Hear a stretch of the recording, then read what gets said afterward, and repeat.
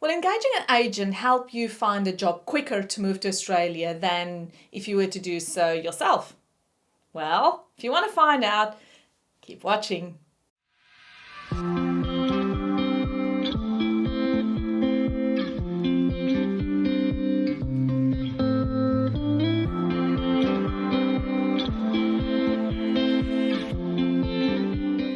Hey guys, welcome back to CHAMONIX TV.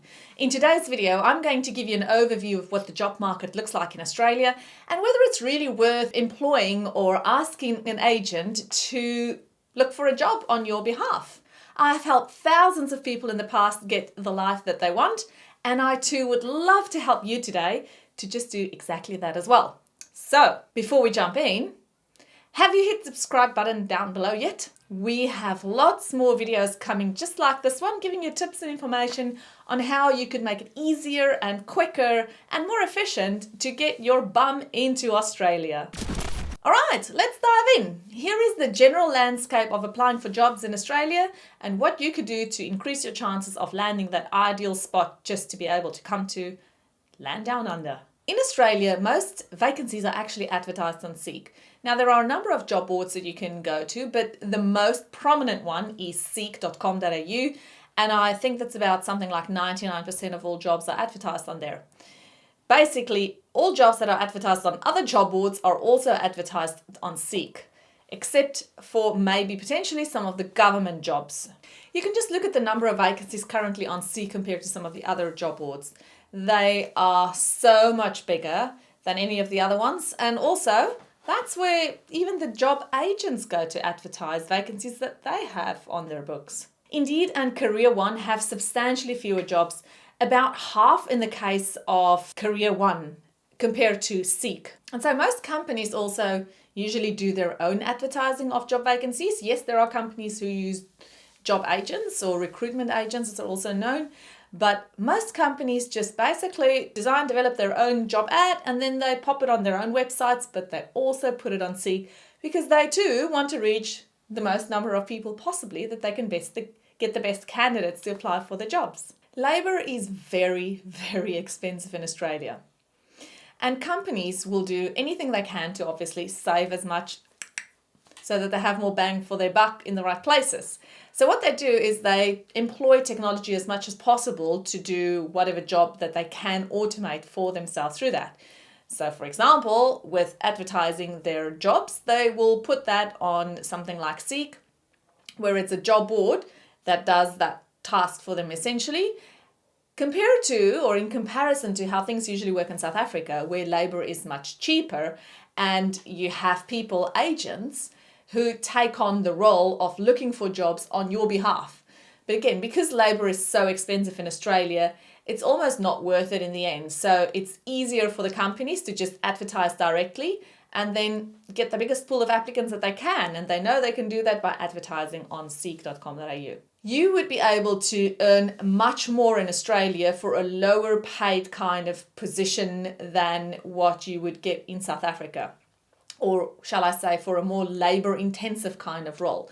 In South Africa, the minimum wage is much lower and people are paid peanuts very often. So if you were to do the same job in Australia, you'd get much more paid. And so that just shows you, it gives you an idea of how much more you could, or the better quality of life you could have if you live in Australia, if you are a more hardcore labourer rather than what you would have earned in South Africa if you were to do the same kind of job there, low skilled kind of job. So the best job ad sites, as I mentioned before in Australia, are basically the following three. The first one is seek.com.au, and the day I did my research for this video, seek.com had 196,950 jobs available, or vacancies that they were advertising for all of Australia, of course. Indeed had 124,000 jobs on the day of this research, and Career One, which would be the third largest one, had 116,000 jobs for all of Australia. So 116,000 versus 124,000 versus 196,000. You can do the maths, you can work out which one is the more comprehensive one to go to from the start. Then there are a number of government job boards, and again, the government jobs are not necessarily advertised on Seek. So there's a list, obviously, that I'll provide you. And if you download the PDF that goes along with this video, hop in the description below, you'll see the PDF there. It'll give you all the links that you can use to just hop onto these government job boards and go and look for vacancies directly there for yourself.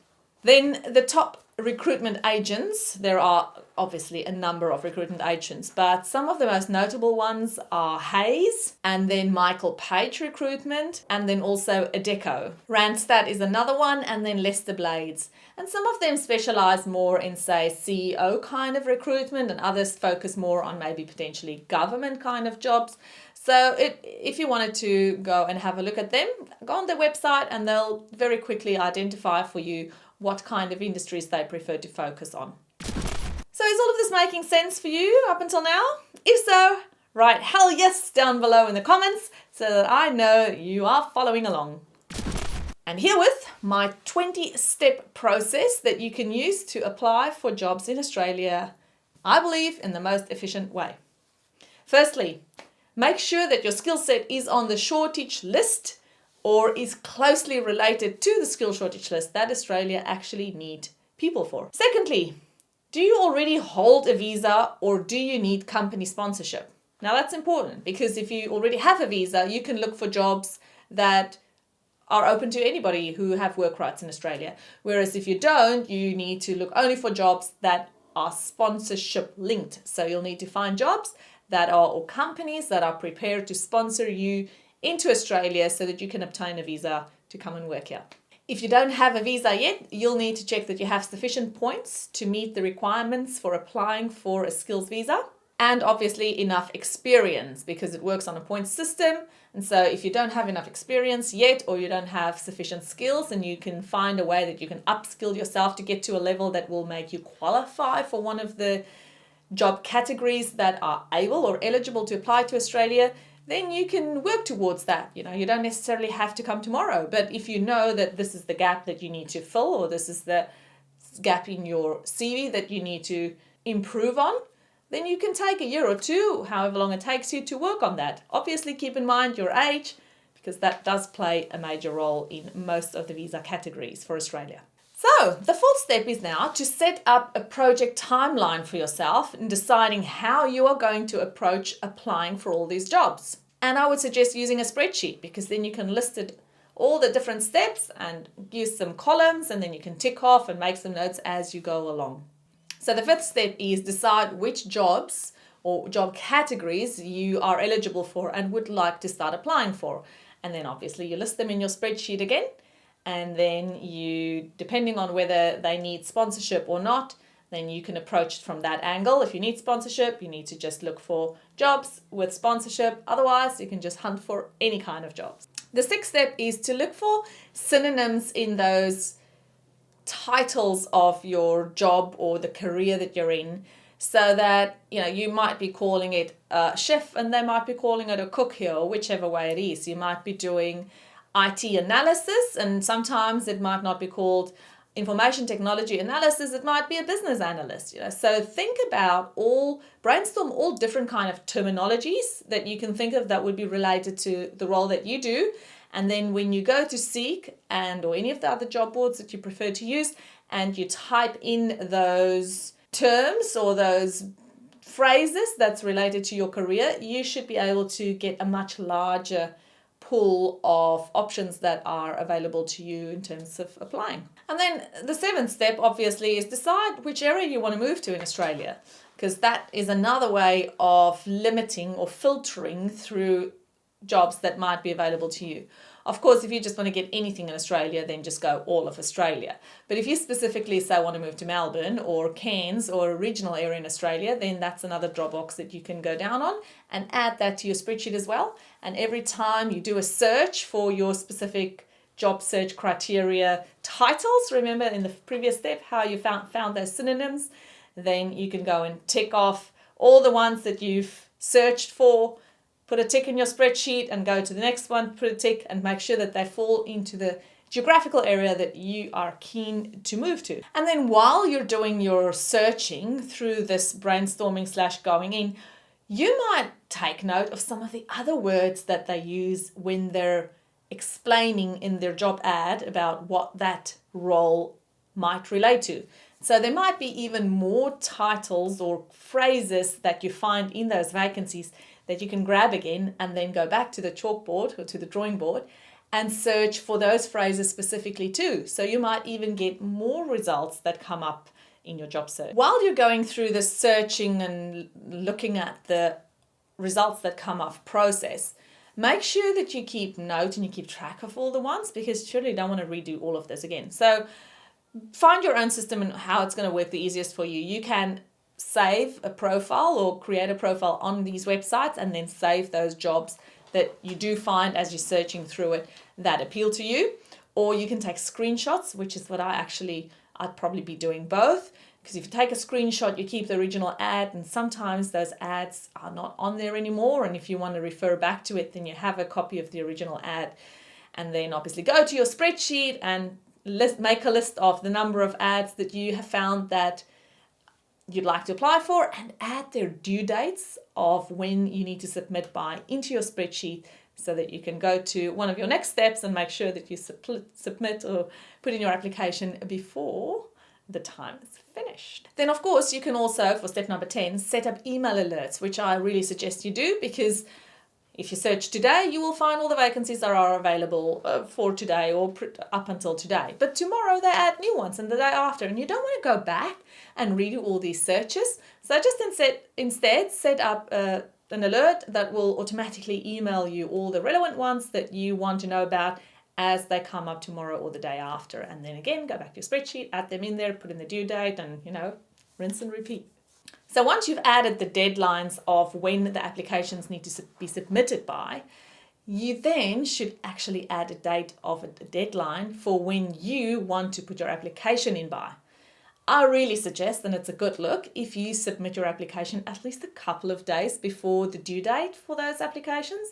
Because I've actually seen in the past where they have decided to employ somebody even before the due date has finished, because they just found somebody in the meantime and they like that person, and it's their prerogative to employ somebody usually as soon as they find somebody. So, and also it looks better, you know what, if you don't wait until it's really the last, like op die nippertjie, like at the end. Ideally, put it in a couple of days or so, even better if you can do it longer in advance. But that's a good look, because it shows that you're not going to be late even before you have gotten the job. Step number 12 is to make sure that you personalize each and every of your application. The cover letter, don't just say, "Dear Sir." Try and find the name of the person who you need to submit your application to. And if you can't find the name of that person, then say "Sir" or "Madam," if you know which way it is. Or "Sir" or "Madam" is so really I would prefer if it's a bit more one-on-one kind of terminology that you can use. But it's up to you how you want to approach it. Australia is a bit more relaxed than South Africa in many instances. So if there is a first name of somebody that you can find on the job application, put that in there. Say "Dear John" or "Dear Sarah" or "Dear whoever," not "Dear Sir" or "Madam." And make sure that you personalize it with that company's name and details on the letter that you're writing. And also that you change your criteria to reflect what specifically they are asking for. For step number 13, I would do another extra thing as well, which is obviously not required by the job application usually, but to make sure that they know about you and get to hear about you, is I would take the contact person's details and I would send them an email and just asking a question that any question that you can think of that's a well-informed question about that job or about the area, something that's going to give you enough reasoning or justification to be emailing that person about and asking them about the job. And this way, you get to be in front of them even before the job applications are submitted, and they'll remember your name and they'll go, this person has actually been proactive and they've been asking questions. And so clearly it wasn't a mass email attempt that they've sent out to everybody just applying for a job. They're actually really trying to put their best foot forward.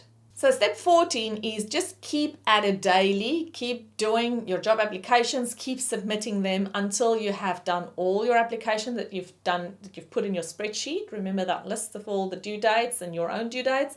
Just keep going at it, chipping away at it, because it's a big job. I know. I have applied for many jobs in my past as well. It's hard work, especially if you're going to individualize all of them. And make sure spelling, ooh, big one. And then as your notifications tell you about new jobs coming in, keep on adding them in the spreadsheet and applying. Do not stop applying, because then if it's a lump sum that you're going to do, like a big bag of things you want to do at the same time, you're just not going to feel motivated to do it. But if you keep chipping away at it every day, Bob's your uncle. And then for step number 15, I would set myself reminders once I've actually sent in my application. Maybe like 5 days or a week after, maybe like 5 days after would be a good time. Just sending that contact person an email again. Remember the one you emailed before you sent in your application?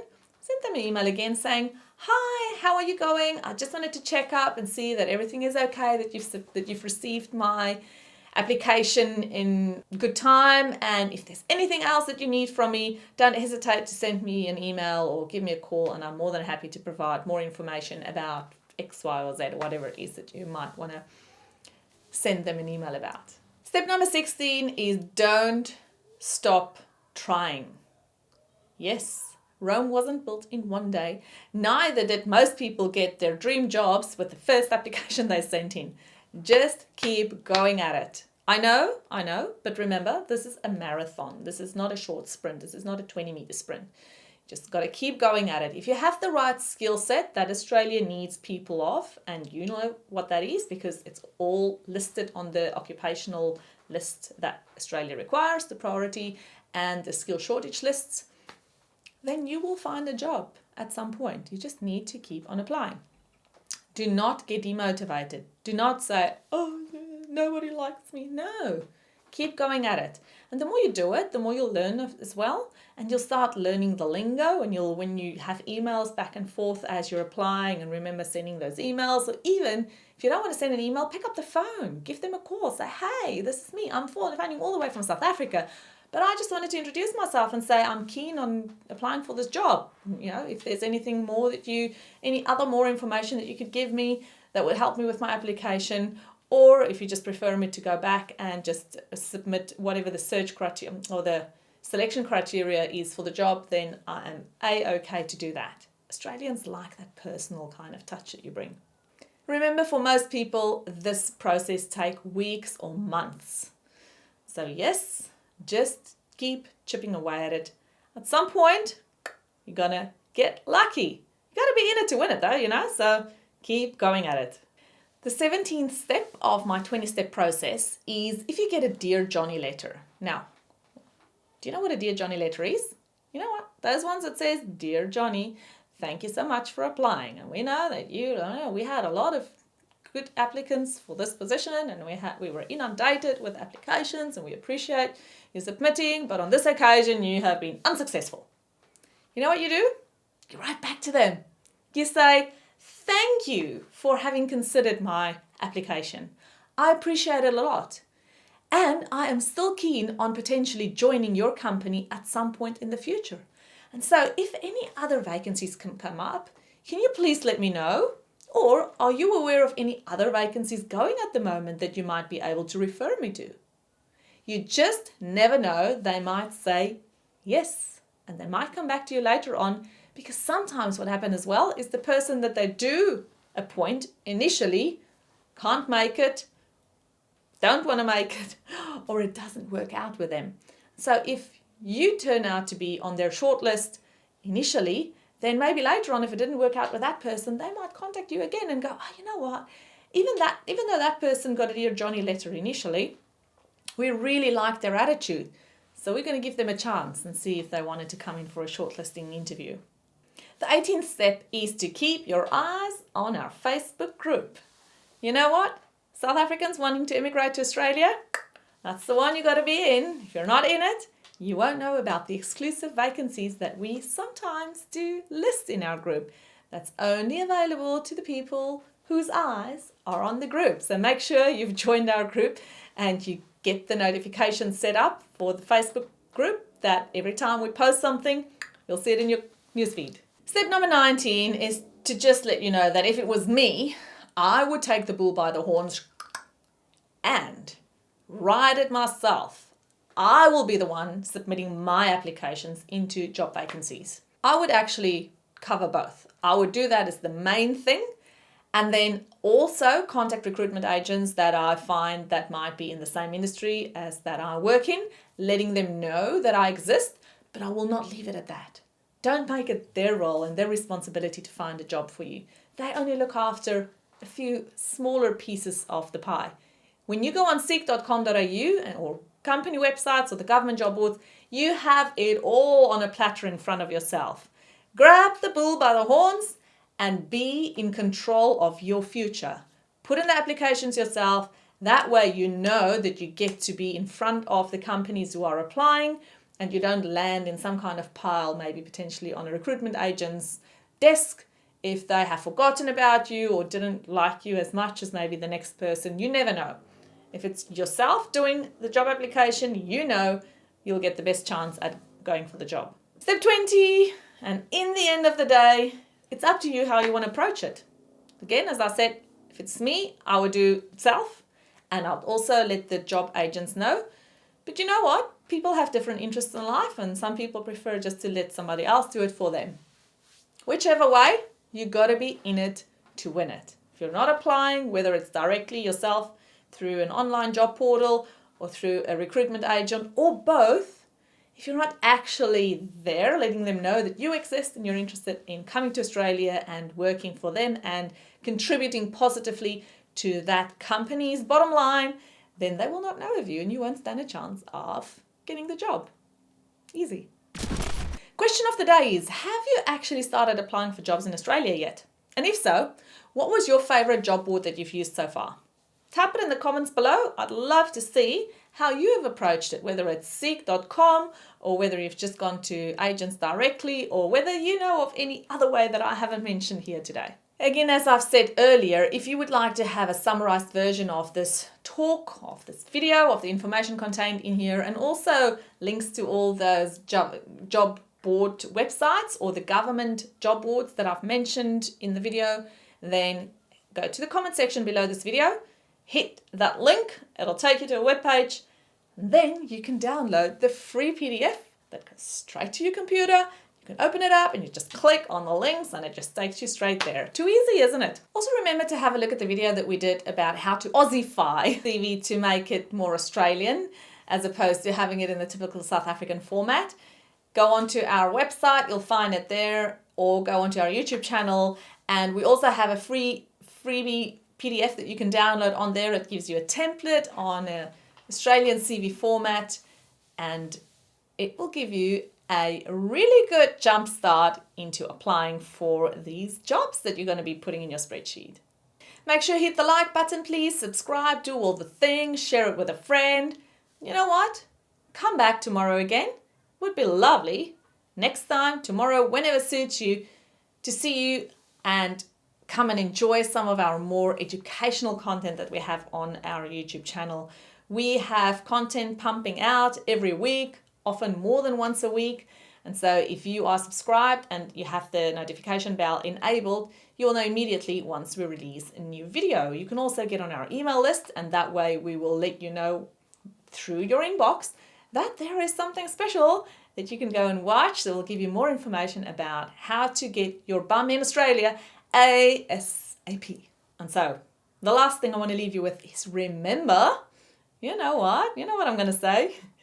Remember that you only have one life. You only have this one turn at having a go at it. Why don't you make the best of it? Why don't you design your life the way you want to live it, as opposed to letting life just happen to you? We'll help you on this channel to achieve that. And we thank you so much for being a supporter of CHAMONIX TV. Adios, amigos.